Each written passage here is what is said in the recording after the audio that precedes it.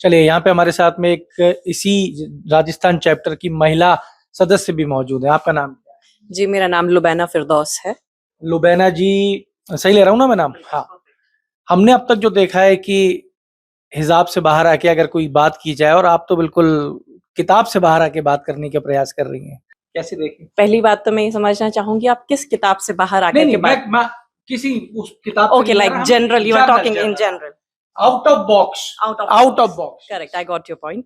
देखिए, सबसे पहली बात यह है कि जहाँ हिजाब की अगर आपने बात की है, तो हिजाब आपके सर का पर्दा है, अकल का पर्दा नहीं है ना जी? तो अकल के ऊपर हमने पर्दे डाले नहीं है। और हिजाब जो है हमारे वेदों के अंदर हमको पता चलता है कि औरतों को अपने आप को ढक करके रखना चाहिए ताकि कोई बुराई ना फैल सके। ये तो हमको हमारे वेद भी सिखाते हैं ना, और यही चीज कुरान भी सिखाती है, तो कोई अनोखी चीज नहीं है सर। हमारी जो राजपूती जो बहनें हैं, माताएं हैं, वो किस तरीके से अपने आप को सर ढकती हैं, बकायदा चुन्नी लेती हैं, तो ये तो हमारे घरों में भी है, सब तहजीब का सब सब घरों ये में। तो हमारी तहजीब का हिस्सा है। हम उम्मीद भी करेंगे कि मेरी बेटी भी ढके और मेरी बहू भी आए। बिल्कुल बिल्कुल बिल्कुल।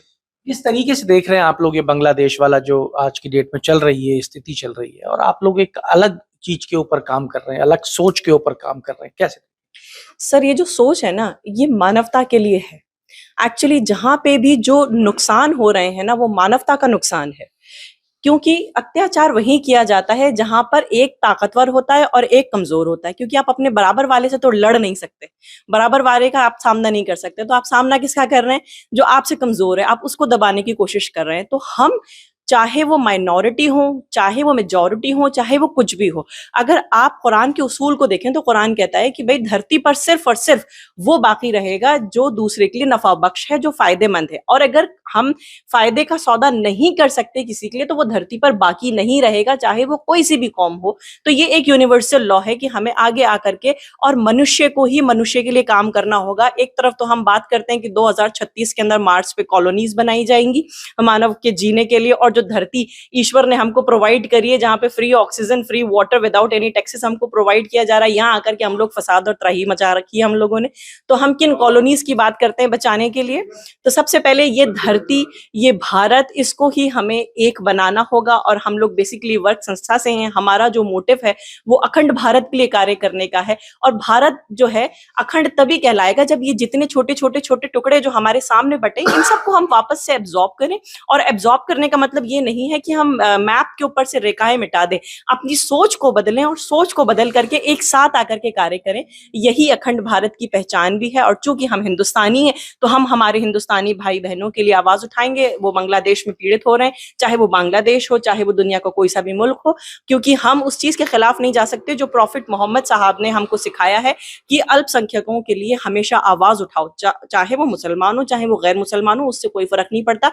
बात कही गई है कि अल्पसंख्यकों के लिए, क्योंकि उनको सुनने वाले कम है, उनके पास पावर कम होती है, उनके लिए आवाज उठाओ। और अगर तुमने नहीं उठाई तो फिर मैं उनका वकील बनूंगा, फिर आप जीत नहीं पाओगे। तो इन चीजों को देखते हुए हम आगे आते हैं, और करना ही चाहिए। और हम किस इस्लाम को रिप्रेजेंट कर रहे हैं, ये पहले हमें सोचना होगा। अगर बांग्लादेश के अंदर मुसलमान ये काम कर रहा है, तो कुरान तो कहता है कि ईमान पर जिंदगी और ईमान पर खात्मा। तो मैं बहुत सख्त अल्फाजों में कहना चाहूंगी कि ईमान पर जीने के लिए आपका एक बेसिक पॉइंट जो है वो कलमा है, वो तौहीद है कि भाई ला इलाहा इल्लल्लाह, कह दो कि वो ईश्वर है जो एक ही है। जैसे एकम ब्रह्म द्वितीय नास्ति, जो हमको वेद मंत्र बताता है कि दूसरा ईश्वर नहीं है। अगर हम इसके ऊपर जीते जिंदगी काम नहीं कर सके, तो मैं माफी चाहूंगी सभी से कि मरने के बाद भी ये कलमा हमको ईमान के लिए नहीं बचा पाएगा, हमारे ईमान को नहीं बचा पाएगा। जो जीते जिंदगी मुसलमान नहीं बनना पाया, वो मरने के बाद आपको मुसलमान कैसे बना देगा? तो ये कलमा, ये तौहीद, ये मंत्र, ये ब्रह्मसूत्र, ये हमें इंसान को इंसान बनाने के लिए अध्यात्म के अंदर उतारे गए हैं, ईशवाणी के अंदर उतारे गए हैं। तो हमें इन सब पर अमल करना चाहिए और इस देश को अखंड भारत बनाना चाहिए। और हम सतयुग के लिए कार्य करते हैं, तो सतयुग के लिए हम सबको आगे आना चाहिए। अगर आप ये वीडियो YouTube पर देख रहे हैं तो हमारे चैनल को सब्सक्राइब करें और बेल आइकन को दबाना ना भूलें। अगर आप Facebook पर ये वीडियो देख रहे हैं तो हमारे पेज को लाइक करें।